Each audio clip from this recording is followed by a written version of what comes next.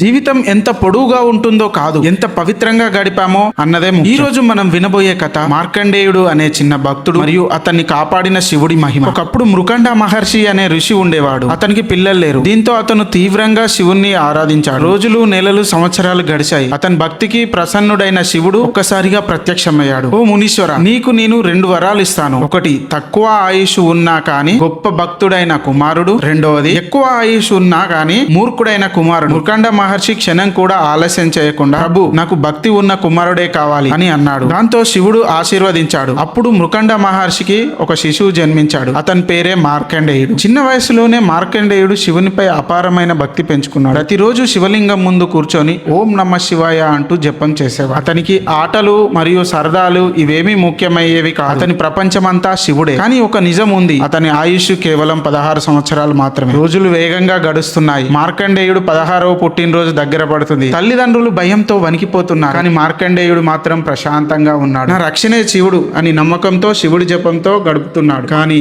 ఆ రోజు రానే వచ్చింది. మరణదేవుడైన యముడు యమలోకం నుండి భూలోకానికి ప్రత్యక్షమయ్యాడు. అతను తన పాశాన్ని సిద్ధం చేసుకున్నాడు. మార్కండేయుడు ఏం చేశాడో తెలుసా? అతను పరిగెత్తుకుంటూ వెళ్లి శివలింగాన్ని గట్టిగా కౌగిలించుకున్నాడు. ప్రభు, నువ్వే నా శరణ్యం అని ప్రార్థించాడు. అక్కడికి వచ్చిన యముడు తన యమపాశాన్ని విసిరాడు. ఆ యమపాశం మార్కండేయుడితో పాటు శివలింగాన్ని కూడా తాకింది. అప్పుడే శివలింగం నుండి ఉగ్ర రూపంలోకి శివుడు ప్రత్యక్షమయ్యాడు. ఆయన కళ్ళల్లో అగ్ని, ఆయన కోపం భయంకరం. నా భక్తుడిని తాకడానికి నువ్వు ధైర్యం చేస్తావా అని యముడిని ప్రశ్నించాడు. యముడితో యుద్ధం చేసి శివుడు యముడిని ఆపి మార్కండేయుడిని రక్షించాడు. శివుడు మార్కండేయుడిని కాపాడిన తర్వాత అతన్ని ఆశీర్వదిస్తూ, నువ్వు నిజమైన భక్తుడివి, నీ భక్తి నన్ను కదిలించింది, ఇకపై నువ్వు ఎప్పటికీ మరణించవు అని మార్కండేయుడికి ఆశీర్వదించాడు. అలా మార్కండేయుడు చిరంజీవుడిగా మారాడు. ఈ కథ మనకి ఏం చెప్తుంది? భయం ఎంత పెద్దదైనా భక్తి ముందు అది చిన్నదే. నిజమైన విశ్వాసం ఉంటే దేవుడు ఎప్పటికీ మనల్ని విడిచిపెట్టడు. ఓం నమ శివాయ, ఓం నమ శివాయ అని కామెంట్ చేయండి.